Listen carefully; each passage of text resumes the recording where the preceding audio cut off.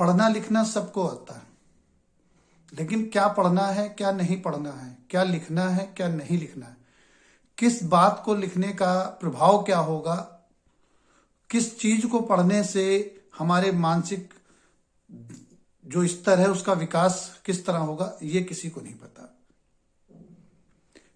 छोटे बच्चे छोटे होते हैं, उनको वही समझ में आता है जो उनका सीनियर सिखा रहा होता है। टीचर्स जो उनको बताते हैं वो बच्चे वही समझते हैं, वही जानते हैं। इसलिए टीचर्स का स्तर पहले सुधारने की जरूरत होती है और हमें यह देखने की जरूरत है कि हमारा बच्चा जिस टीचर से पढ़ रहा है क्या उस स्तर का वो टीचर है जिस स्तर का हमारा बच्चा है, या हम अपने बच्चे को जिस स्तर पे ले जाना चाहते हैं।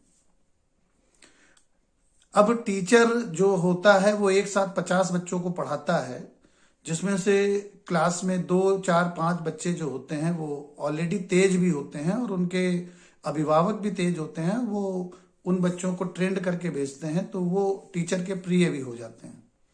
तो टीचर का पूरा क्लास में जो ध्यान होता है वो उन्हीं 5-6 बच्चों पे होता है। बाकी बच्चे तो आया राम गया राम होते हैं और उन बच्चों का भविष्य वैसे ही अंधकार में हो जाता है जैसे उस टीचर का भविष्य अंधकार में है, क्योंकि टीचर सिर्फ ये सोच के पढ़ा रहा होता है कि हमारी महीने में फीस आएगी कि नहीं आएगी। और जो बच्चा फीस नहीं देता है उसको वो कहता भैया फीस लेके आओ, नहीं तो कोचिंग पे मत आना या क्लास में कल से मत आना। उसका उद्देश्य ही पढ़ाने का ये है कि पैसे कैसे आएंगे। अगर टीचर्स ये समझ ले कि मुझे कल के बच्चों का भविष्य का निर्माण करना है तो बात वो सारे बच्चों पे प्रॉपरली ध्यान देगा और जो बच्चा कमजोर है उस पर ज्यादा ध्यान देने की जरूरत होती है। ऐसा नहीं है कि अगर आप कमजोर बच्चे पे ध्यान ज्यादा देंगे तो सीनियर बच्चे को पढ़ाई कमजोर हो जाएगी। जब जूनियर बच्चे पे या जो कमजोर बच्चा है उस पर अगर आप ध्यान देते हैं क्लास पे और उसको बुलाकर उसके सवाल जवाब करते हैं तो सीनियर जो बच्चे होते हैं जो ज्यादा समझदार होते हैं या दूसरे बच्चे जो हतोत्साहित होके बैठे होते हैं, जो क्वेश्चन पूछने में भी डरते हैं। बहुत बार सर ये पूछते हैं कि किसी को कोई डाउट्स है, दो क्लियर चाहिए, या कोई सवाल जो है हम पूछ रहे हैं तो या कुछ पूछना चाहते हो, तो कुछ बच्चे पूछते ही नहीं है। उनके मन में सवाल बहुत होते हैं लेकिन हेजिटेशन की वजह से वो पूछते ही नहीं है, जिसकी वजह से वो कमजोर तो थे ही और कमजोर बने रहते हैं। कुछ तेज चंचल चालाक होते हैं, वो नॉनसेंस सवाल भी पूछते रहते हैं क्योंकि वो टीचर के प्रिय होते हैं, मुंह लगे होते हैं। वो जो सवाल उस विषय से नहीं भी है फिर भी पूछते हैं और उसका जवाब भी टीचर उनको देता है, मजाक में से ही या जैसे भी है। और जब उनको जवाब देता है तो उन बच्चों का विकास और होता जाता है अन्य बच्चों की अपेक्षा। इसलिए टीचर्स को ऐसा एक माहौल बनाने की जरूरत है जिससे जो कमजोर से कमजोर स्तर का बच्चा हो वो भी सवाल पूछ सके। अगर वो सवाल नहीं भी पूछ रहा है तो टीचर को खोद खोद करके उन बच्चों को टारगेट करना चाहिए जो इस बच्चे ने कभी कोई सवाल नहीं पूछा। उनके अंदर से हिचक निकालने की जरूरत है जिससे वो अपने अंदर हीन भावना न महसूस करे और अपने स्तर से, चाहे बौद्धिक स्तर जो भी हो, कोई भी गलत या सवाल सही जो भी है वो पूछे और टीचर उसको संतुष्टिजनक जवाब दे।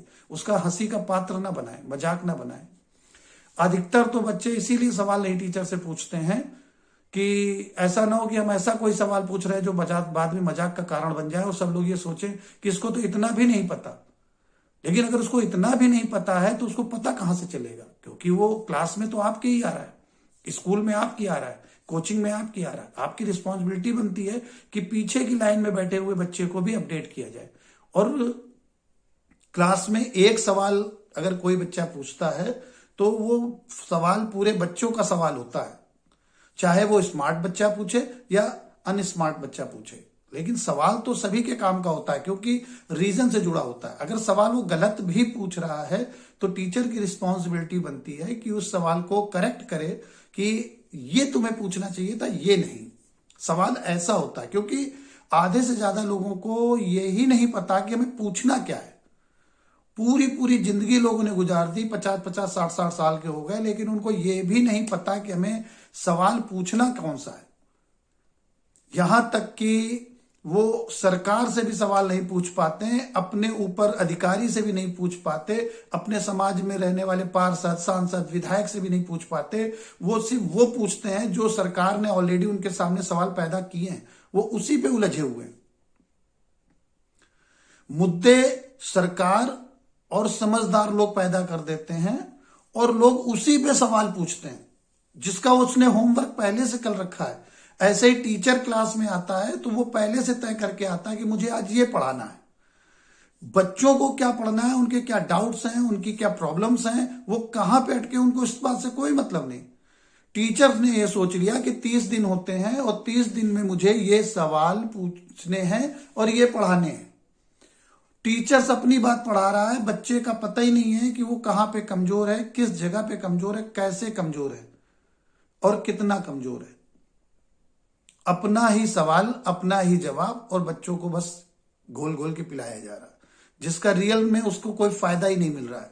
हमें जरूरत है उसके सवाल का जवाब देने का, और यही हमारे अधिकारी करते हैं, यही हमारी सरकारें करती कि वो सवाल भी हम ही को देते हैं और हमसे जवाब भी उन्हीं का चाहती हैं। और जब जवाब हम गलत दें या सही दें, लेकिन वो सवाल जब उन्होंने पैदा किया तो जवाब पहले से तैयार कर रखा है। जैसे अधिकतर आदमी कोई भी सवाल अगर किसी महफिल में, समाज में कहीं भी पूछता है तो जवाब चाहे कितने भी मिले, लेकिन बाद में वो अपना जवाब दे के संतुष्ट करता है सबको कि नहीं, इस सवाल का जवाब तो ये होता है।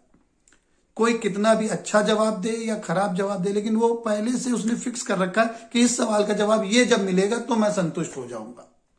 यही टीचर्स कर रहे हैं कि बच्चे से सवाल भी पूछते हैं और जवाब भी वही चाहते हैं जो हमने पहले से तैयार किया है। एक्सक्यूज भी दे के वो आखिर में वहीं पे लाके उसको खड़ा कर देना। उसका क्या सवाल है, उसका क्या जवाब है, इसका कोई होमवर्क नहीं है। इसलिए सबसे बड़ा मुद्दा है कि हाई स्कूल व इंटर की जो भी बच्चे तैयारी कर रहे हैं, जो कंपटीशन की भी तैयारी कर रहे हैं, जो एक टारगेट उन्होंने जो तय कर रखा है, पहले तो वो टारगेट तय करें कि हमें करना क्या है। हाई स्कूल इंटर हम कर क्यों रहे हैं?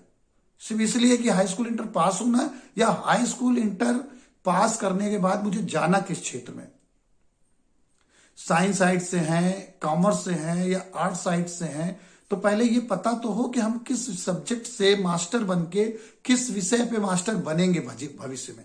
फ्यूचर के बारे में भी नॉलेज होनी चाहिए।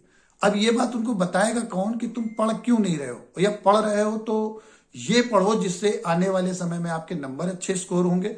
जब अच्छे नंबर स्कोर होंगे तो आप अपने गोल को अचीव कर पाएंगे। इंटर पास होने के बाद ही आपकी दिशा और दशा तय हो जाएगी कि आप कहां जाएंगे। इसीलिए जब भी बड़ी क्लासेस में एडमिशन होते हैं तो एंट्रेंस एग्जाम होता है। एंट्रेंस एग्जाम ही तय करता है कि आप क्या बनेंगे। और जब हाई स्कूल इंटर में ही आपकी तैयारी नहीं सही है, प्रॉपर नहीं है, तो आप आगे के लिए भविष्य में आप ये मान लीजिए आपके सारे रास्ते दरवाजे बंद होने लगते हैं धीरे धीरे।